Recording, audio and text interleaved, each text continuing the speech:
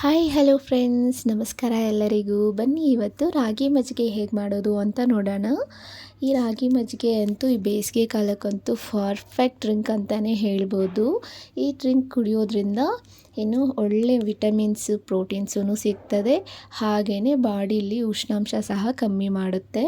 So ಬೇಸಿಗೆ ಕಾಲಕ್ಕೆ ಮಧ್ಯಾಹ್ನ ಹೊತ್ತು ಈ ಥರ ಡ್ರಿಂಕ್ ಮಾಡಿಬಿಟ್ಟು ಮಕ್ಳಿಗೂ ಸಹ ಕೊಡೋದ್ರಿಂದ ತುಂಬಾ ಒಳ್ಳೆಯದು. ಮೊದಲಿಗೆ ನನ್ನ ಚಾನಲ್ನ ಯಾರೆಲ್ಲ ಸಬ್ಸ್ಕ್ರೈಬ್ ಮಾಡಿಲ್ಲ ದಯವಿಟ್ಟು ಸಬ್ಸ್ಕ್ರೈಬ್ ಮಾಡ್ಕೊಳ್ಳಿ.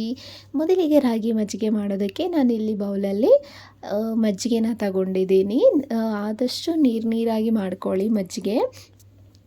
ಸೊ ಇವಾಗ ನಾನು ಆ ಮಜ್ಜಿಗೆಗೆ ಬೇಕಾದಷ್ಟು ಉಪ್ಪು, ಹಾಗೆಯೇ ಇಲ್ಲಿ ನಾನು ಜೀರಾ ಪೌಡರ್ನ ಹಾಕ್ಕೋತಾ ಇದ್ದೀನಿ.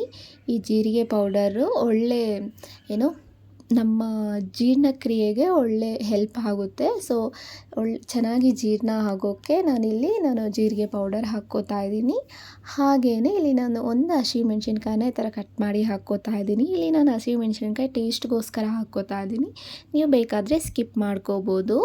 ಹಾಗೆಯೇ ಮಕ್ಕಳಿಗೆ ಕೊಡೋದಾದರೆ ದಯವಿಟ್ಟು ಸ್ಕಿಪ್ ಮಾಡಿಬಿಟ್ಟು ಮಾಡಿ. ಹಾಗೆಯೇ ಇಲ್ಲಿ ನಾನು 2 ಈರುಳ್ಳಿನ ಸಣ್ಣದಾಗಿ ಹೆಚ್ಕೊಂಡು ಹಾಕ್ಕೊಂಡೆ.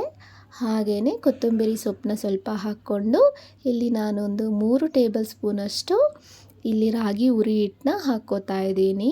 ಈ ರಾಗಿ ಹುರಿ ಹಿಟ್ಟು ಹಾಕೋದ್ರಿಂದ ತುಂಬಾ ಒಳ್ಳೆ ಟೇಸ್ಟು ಸಿಗುತ್ತೆ, ಹಾಗೆಯೇ ಬಾಡಿಗೆ ಒಳ್ಳೆ ಎನರ್ಜಿನೂ ಸಿಗ್ತದೆ ಕುಡಿಯೋದ್ರಿಂದ. ಈ ರಾಗಿ ಹಿಟ್ಟು ಈ ಥರ ಹಾಕಿಬಿಟ್ಟು ನೀಟಾಗಿ ಒಂದ್ಸರಿ ಮಿಕ್ಸ್ ಮಾಡಬೇಕು. ಗಡ್ಡೆ ಥರ ಇರ್ದಿರ ನೀಟಾಗಿ ಒಂದ್ಸರಿ ಮಿಕ್ಸ್ ಮಾಡಿಕೊಂಡ್ರೆ ರಾಗಿ ಮಜ್ಜಿಗೆ ರೆಡಿ ಆಯಿತು.